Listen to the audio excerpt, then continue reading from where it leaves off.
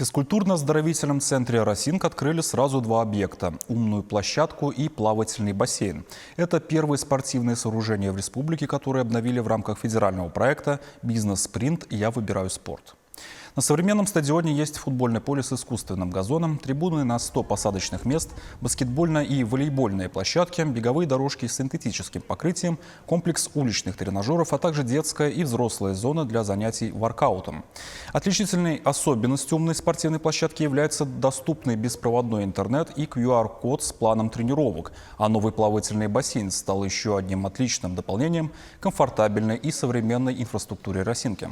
Кроме того, уже в следующем году на базе центра запустят проект «Губернаторский лагерь», предусматривающий организацию отдыха по стандартам Международного детского центра «Артек». Также планируется создать центры развития парусного спорта и спортивного туризма. Главная цель – это создать условия для полноценного разностороннего развития наших детей, вас, ребята. И создать условия, конечно же, для работы педагогов, наставников, тренеров, вожатых, воспитателей.